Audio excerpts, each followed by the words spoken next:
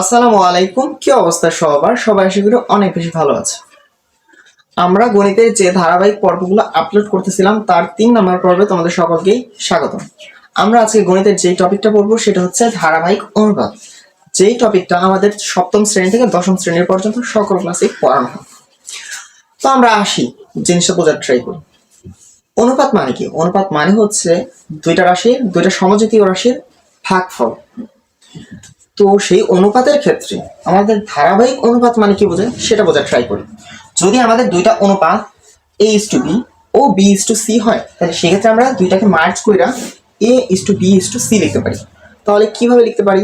তার আগে আমাদের একটা জিনিস জানা উচিত, সেটা হচ্ছে অনুপাতের বেলায় আমাদের প্রথম যে অংশটুকু সেই অংশটাকে আমরা বলবো পূর্ব রাশি, আর পরের যে অংশটুকু অনুপাতের পরে সেটাকে আমরা বলবো উত্তর রাশি। তাহলে এটা পূর্ব রাশি, এটা উত্তর রাশি। এই ক্ষেত্রে এটা পূর্ব রাশি, এটা কি উত্তর রাশি। তাহলে প্রথম অনুপাতের উত্তর রাশি এবং দ্বিতীয় অনুপাতের যদি পূর্ব রাশি সমান হয়, সেই ক্ষেত্রে আমরা এই ধারাবাহিক অনুপাতটা কাজে লাগাতে পারবো। আমাদের এই অঙ্ক যেটা বলতেছে যে দুটি অনুপাত 3:4 এবং 5:7 কে ধারাবাহিক অনুপাতে প্রকাশ করো। দেখো তো, এইখানে আমাদের উত্তর রাশি হচ্ছে 4, এখানে হচ্ছে পূর্ব রাশি 5, তাহলে কি মিলছে? তাহলে কিন্তু আমরা ধারাবাহিক অনুপাতে প্রকাশ করতে পারবো না। তার জন্য আমাদের কি করতে হবে সেটা এখন আমরা দেখব। তো দেখো তো, প্রথম অনুপাত কত? প্রথম অনুপাত যদি আমি লিখি সেটা হচ্ছে কত? 3:4। আর 3:4 মানে কি? 3/4 লিখে নিলাম।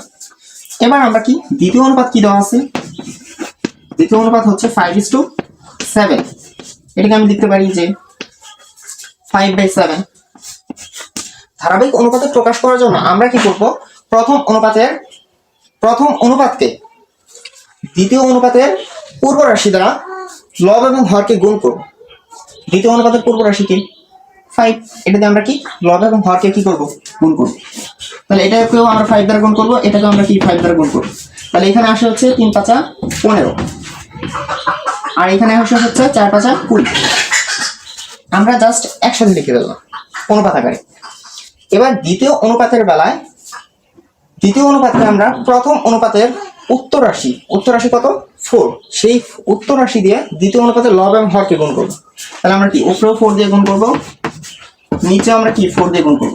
গুণ করলে পাবো 4×5 = 20, আর এখানে 4 সাথে কত? 28।